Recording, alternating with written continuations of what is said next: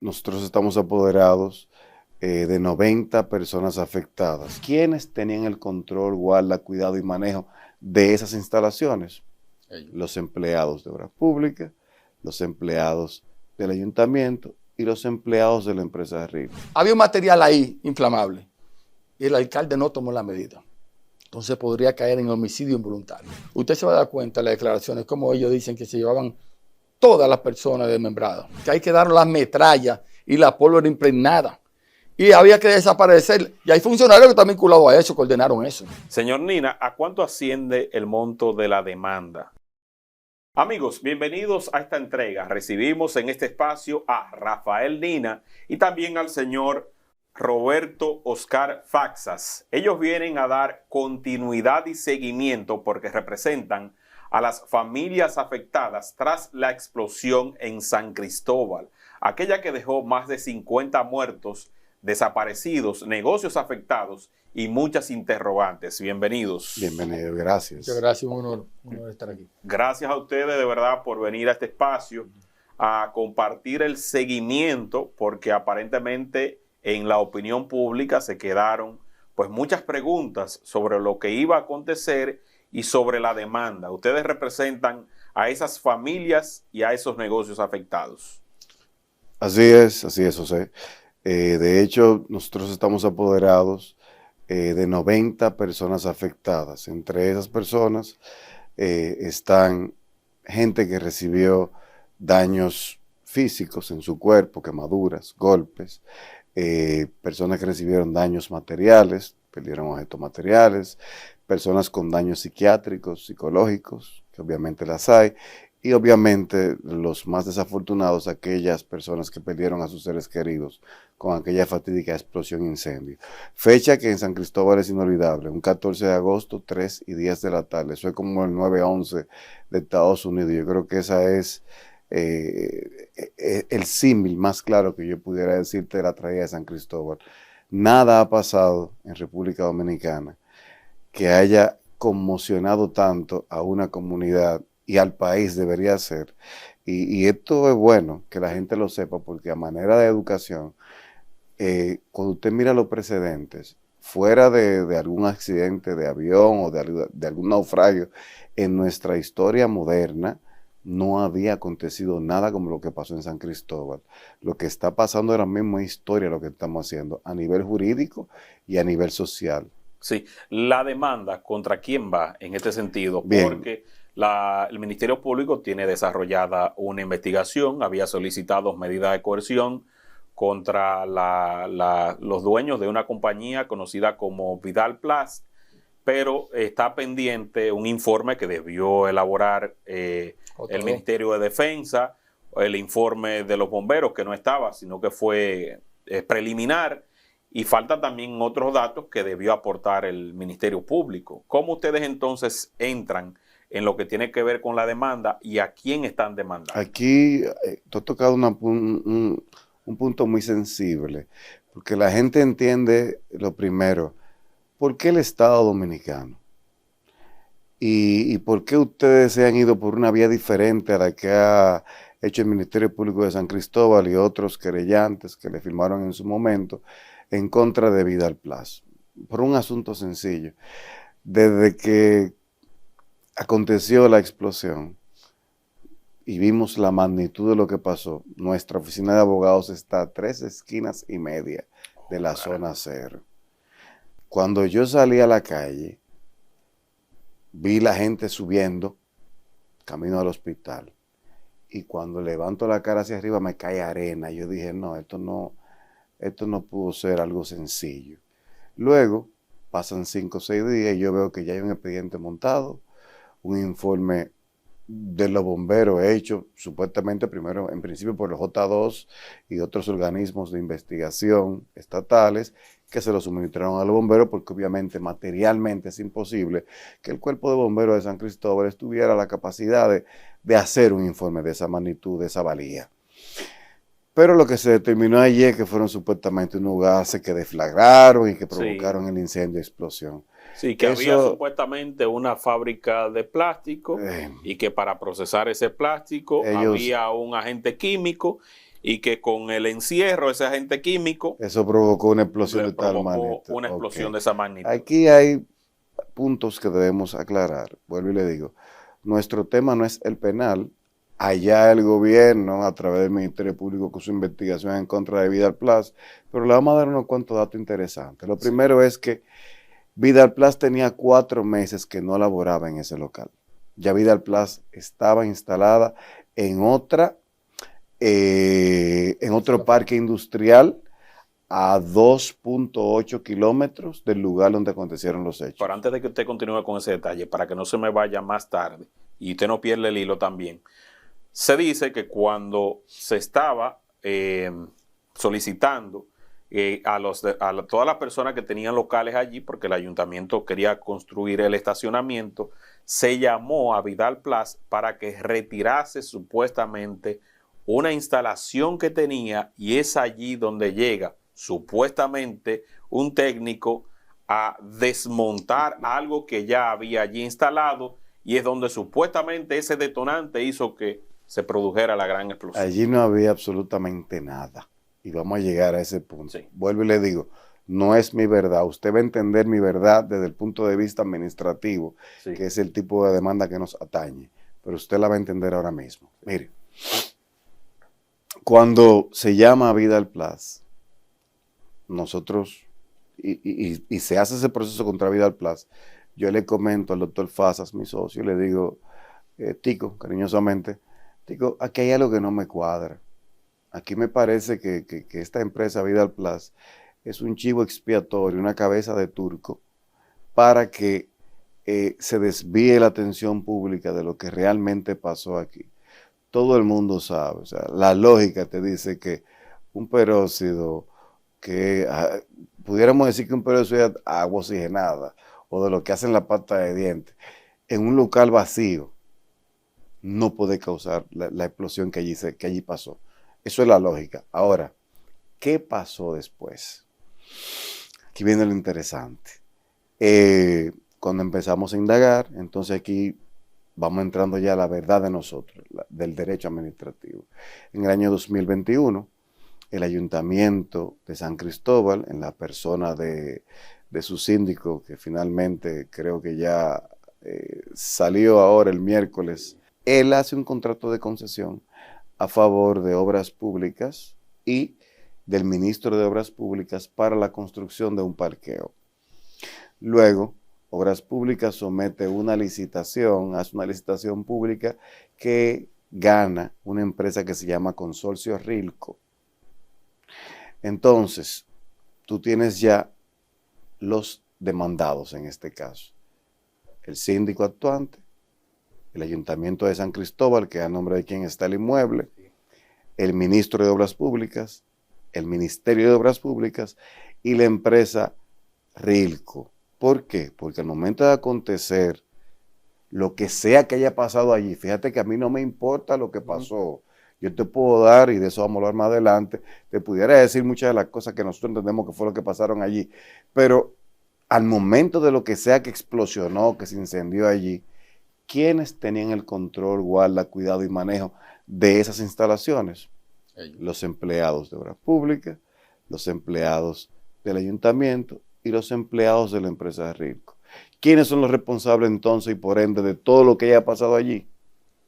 Esas personas. Y por eso están siendo demandados en una demanda en responsabilidad patrimonial y civil en contra del Estado. El Estado es como la Santísima Trinidad, ¿verdad? Una sola cara, un solo ente con diferentes caras. En este caso, ¿cuáles son las caras? Bueno, aquellas caras que reciben fondos públicos, la empresa concesionaria de la licitación, porque obviamente está siendo pagada por el Estado, entra el Ministerio de Obras Públicas porque fue contratado por el ayuntamiento, y entra el ayuntamiento porque es el dueño del local donde se produce todo. Entonces, ya ahí tú tienes una estructura de por qué nosotros demandamos directamente al Estado y nos vamos por un camino totalmente diferente al que tomaron las autoridades en su principio, sí, de demandar y de buscar un chivo expiatorio en la empresa Vidal Plus. Sí, señor Faxas, ¿qué información tiene usted de las que han podido recabar que sustenta la tesis de que no fue algo de que se quemaron unos plásticos y después esos plásticos pues ocasionaron todo lo Desde mi demás. punto de vista, que no es el punto de vista jurídico de nosotros, es sencillo. Primero, como establecimos, tenían la guardia, tenían el cuidado, ahí no podía haber nadie.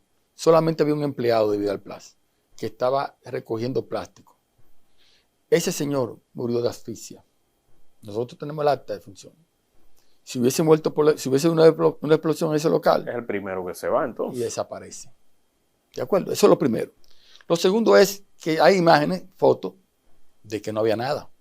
Tercero, las mismas autoridades un día antes decían que ya el otro día van a dar el primer Picasso, por lo tanto ellos estaban ocupando y estaban limpiando. La empresa Rilco, que estaba con una retro excavadora ahí, dijo que ellos se estaban retirando porque ya los que estaban echando agua para la limpieza. Evidentemente entonces que no había nada ahí. Pero hay un elemento muy importante para mí, como penalista y como Ministerio Público que fui. La escena de los hechos. La escena de los hechos ha de suponerse que tenía que acordonarla. El Ministerio Público tenía que tener posesión de esto e iniciar la investigación. Y esas personas acusadas solicitaron al Ministerio Público mediante instancia motivada, con los técnicos nombrados, inclusive con la disposición de ellos pagar, de acuerdo a lo que yo vi, para que se iniciara la investigación, para que investigaran la verdadera causa de la explosión. 48 horas posterior a eso, a la explosión, a la misiva o a la comunicación o a la instancia, fue inmediato. Más de 50 camiones y retroexcavadoras destruyeron la escena, llevándose consigo todo lo que había ahí. Evidentemente que eso no obedece a una técnica de investigación y evidentemente querían tapar algo y querían desaparecer los elementos ahí. Entonces, cuando analizamos rápidamente eso, me dice a mí que no, que evidentemente no fue esa la razón, que hubo otras razones. Pero no solamente eso. Hay videos de una abogada, a 2 o 3 casas de la escena, que encontró unos cartuchos. Esos videos están ahí. Y nosotros mismos le preguntamos al general Soto Jiménez en qué consistía ese tipo de cartucho. Y hubo un técnico también que trabajaba en la Barrigol. Y nos dijo, oh, esos son los cartuchos de iniciación, con los cartuchos que se inician las detonaciones. Oh. Y aparecieron ahí. Esas son presunciones. Hay una presunción de que hubo una explosión. Y otra presunción que aparecieron esos cartuchos ahí. Entonces, una no, varias explosiones. Entonces, evidentemente no. Pero imaginémonos que la tesis del Ministerio Público fuera correcta, que habían unos gases ahí y que había un material. Imaginémonos. Tienen 2 problemas. Primero, hace 4 meses esos gases ya habían defragado. No podían existir los gases. Tienen otro problema, que ellos tenían el dominio y que lo que originó la chispa fueron ellos. Pero tienen más problemas, que los bomberos dieron el informe correspondiente 4 meses antes de que unos gases tomaron, no explotaron, fíjense, cogieron fuego, y que había un material ahí inflamable. Y el alcalde no tomó la medida. Entonces podría caer en homicidio involuntario, porque no tomó la medida. Entonces yo pienso que esa tesis, la peor tesis que ellos pudiesen tener, y aparte de eso no lo desvincula al tipo de demanda que nosotros tenemos. O sea que tratar de buscar un bajadero para la opinión pública, yo creo que le va a salir el tiro por la culata y no se van a desvincular de este hecho. El ayuntamiento, por lo visto, por lo que me di cuenta, está tratando de desvincularse porque ya hicieron un contrato y hay concurrencia, no hay forma de desvincularse. Ellos son, además, el mismo alcalde publicó en las redes que al otro día ellos entregaban. Entonces, eso está publicado en las redes. Es que el otro día van a dar el primer Picasso. En su propio Instagram. En su propio Instagram. Y yo pregunto, ¿usted no cree que donde va a asistir el ministro de Obras Públicas, todos los funcionarios civiles de San Cristóbal y políticos, a esa obra, que iba a ser la obra cumbre de San Cristóbal, porque no ha habido otra obra más importante que se ha hecho en San Cristóbal, lo que se iba a hacer, y que pasara este tipo de explosión, ¿usted no cree que amerita una investigación? Porque pudo haber sido un atentado. Totalmente. Pero entonces, sin embargo, no se hicieron ningún tipo de investigación. Entonces, eso me llama a mí la atención de que algo están tapando a nivel tal de que si usted como periodista interroga a los camioneros que trabajaron ahí, si usted hace ese descenso y donde botaron los desechos, usted se va a dar cuenta de las declaraciones, como ellos dicen que se llevaban todas las personas desmembradas. Los trozos de cuerpo, cabeza, pulmones, piernas. Y eso también es violatorio del Código Penal. Totalmente. Y no solamente eso, sino que hay 12 desaparecidos, producto de esa labor. Producto de esa labor tan rápida. Claro. Pero mire. Y yo te pongo un ejemplo rápidamente, escúchame. En Miami todavía está acordonado el edificio que colapsó. Y ellos saben lo que pasó. Y indemnizaron también. Y tienen los culpables. Y todavía está acordonado. Aquí en 48 horas se llevaron todo. Entonces, quieren que nos quedemos callados de ese tema. Sí. Y vuelvo y te repito, ese no es el punto de nosotros jurídicos. Pero mire, apoyando parte de eso que usted dijo, un bombero y su compañera me dijeron a mí que ellos, por la magnitud de la explosión, no puedo citarla porque estaría poniéndola en riesgo, siempre de todas las escenas que asisten, si dependiendo el volumen que sea, se llevan algunas evidencias para luego analizarlas, pequeños fragmentos. Y que ahí hubo un coronel que fue llevado específicamente para eso, donde hizo que ellos se limpiaran por completo todos los uniformes. Así es. Para que no quedara constancia y para que nadie pudiera rebatir cualquier otra o cualquier otro relato que no fuera el que querían las autoridades. Porque la pólvora queda pegada. Inclusive la estructura que quedó bien intacta, porque hubo una parte de la estructura que quedó intacta, la destruyeron, se la llevaron porque ahí quedaron las metrallas y la pólvora impregnada. Y había que desaparecer. Y hay funcionarios que están vinculados a eso, que ordenaron eso. Y eso es penal. Entonces yo lo que considero que no podemos revictimizar más las personas. Esa persona hay que indemnizarla. No las ayudas emergentes que ha dado el Estado como Estado prestacional, sino que hay que indemnizarla. Y los desaparecidos, que son 12, que hay un proyecto de ley que nosotros trabajamos como oficina y la diputada Idenia Doña lo sometió al Congreso, que se va a ser aprobado si Dios quiere, para declarar fallecida a la persona desaparecida para que puedan tener su acta de función. Totalmente. Y yo quiero que usted, porque a nosotros nos carga emotivamente.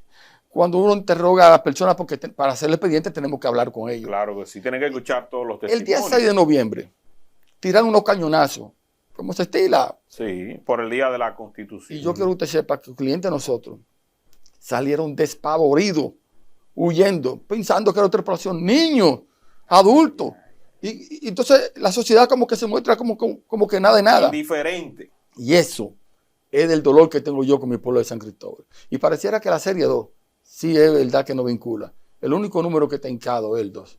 Y pareciera que nosotros los san cristóbalenses estamos postrados y no levantamos la voz. Nosotros estamos aquí para eso, para hacer justicia en el área administrativa. Señor Nina, ¿a cuánto asciende el monto de la demanda? ¿Y en qué se basan? ¿Cómo se pudiera cuantificar? Porque hubo elementos que usted mencionó al principio, daños a negocios, desaparición de personas, otros que fueron severamente lesionados con quemaduras donde duraron mucho tiempo para poder salir del hospital. ¿Cómo se cuantifica eso? Bien, nuestra oficina, cuando se decidió, cuando se embarcó en este procedimiento, no partió a la ligera. Nosotros contratamos asesores internacionales, asesores técnicos y personas especialistas en derecho administrativo, al igual que nosotros, para que nos fueran dando opiniones diversas.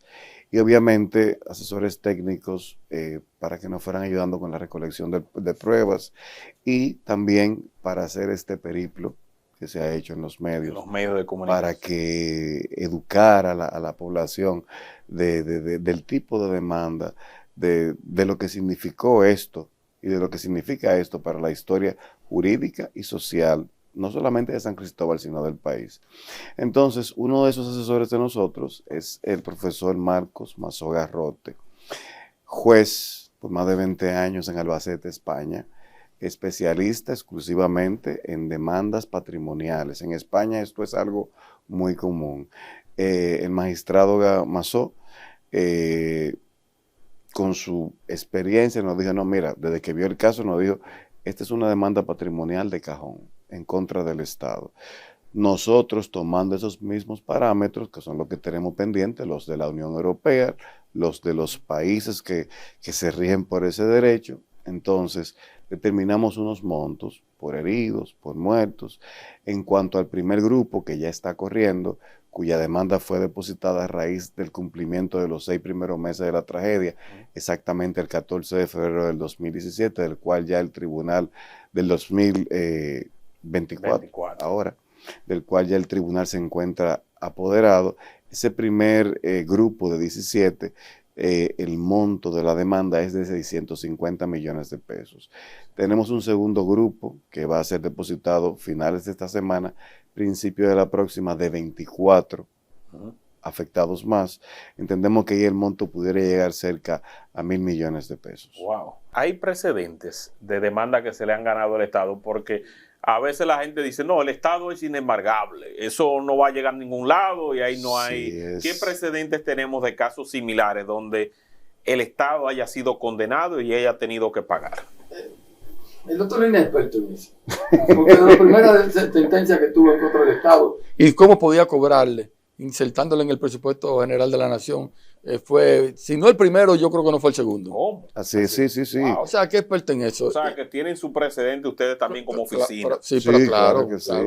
Sí. Y de jurisprudencia tenemos la última en estos días fresquecita de la Suprema Corte de Justicia con relación a una pierna que el hospital. Es una demanda en daño patrimonial contra el Estado Dominicano. Sí. Esa es una. Pero ha habido varias.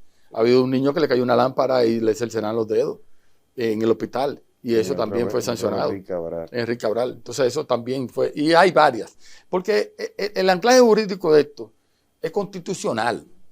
En la Constitución del 2010 hubo una modificación en el artículo 148 que establece la responsabilidad patrimonial del Estado, de la institución y del funcionario en sus bienes. ¿Qué significa esto? Usted es ministro de la Pública, muy bien. Tiene todos los privilegios, tiene todos los rangos del mundo.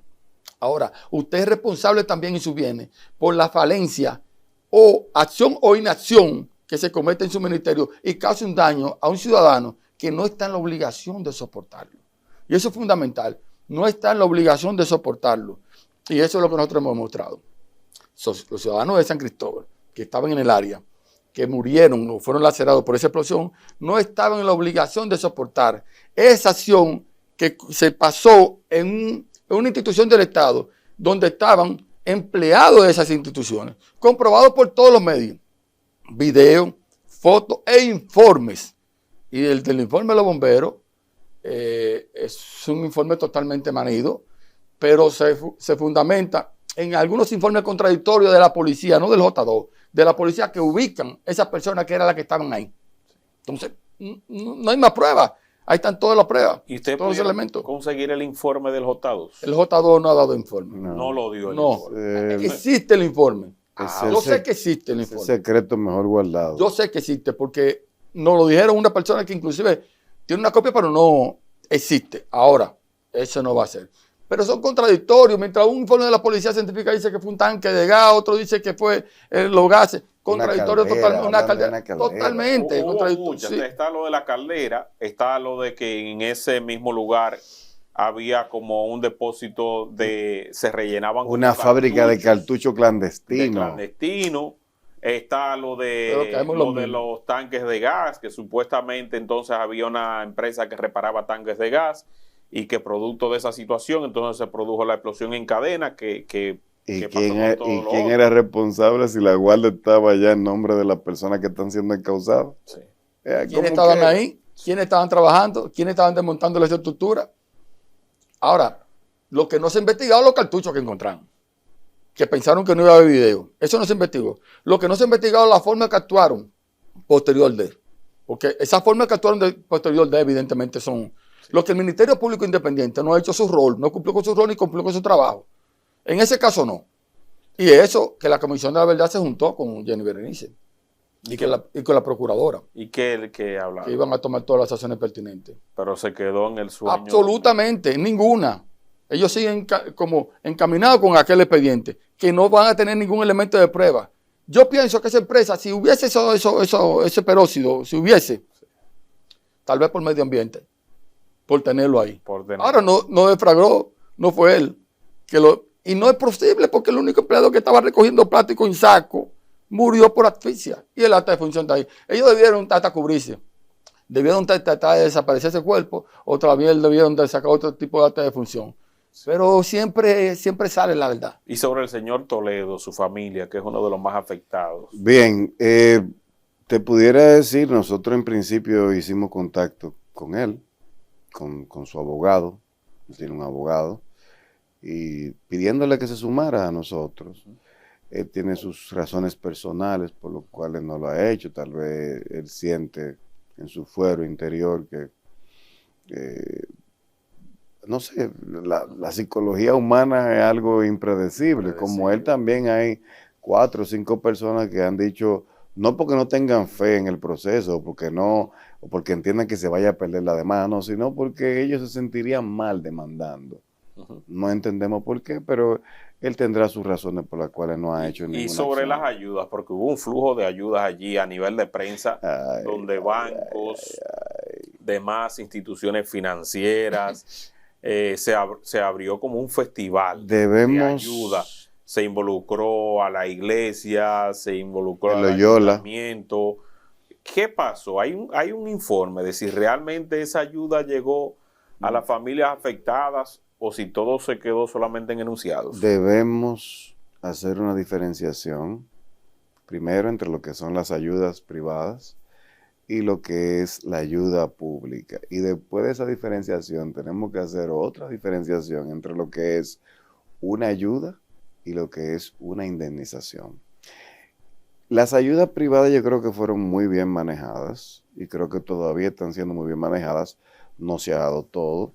Creo que ascienden a unos 80 millones de pesos y creo que paulatinamente se van dando, si no se han seguido dando, o si ya cesaron, por lo menos fueron un poquito mejor manejadas que las ayudas públicas. Las ayudas públicas a las cuales el Estado está obligado por ser un Estado prestacional, moderno, de derecho y todo lo que dice nuestra Constitución, es una obligación del gobierno al cual cada vez que acontece una catástrofe, el Estado está obligado a estar allí y a prestar un servicio y a dar las ayudas primarias. Esas ayudas fueron muy mal repartidas, fueron repartidas de manera muy deficientes. Ahora bien, y esto pudiera ser hasta un argumento de defensa de las instituciones que están siendo demandadas y la persona demandada. No, pero que nosotros dimos ayuda y ya esas ayudas son suficientes, ya nosotros cumplimos con nuestro rol. No, señor. Nunca usted puede comparar una ayuda que era una obligación suya como Estado a lo que usted ahora debe hacer porque usted, ya sea por su negligencia, por su acción, por su inacción, por su falta de pericia, provocó y dañó ciudadanos.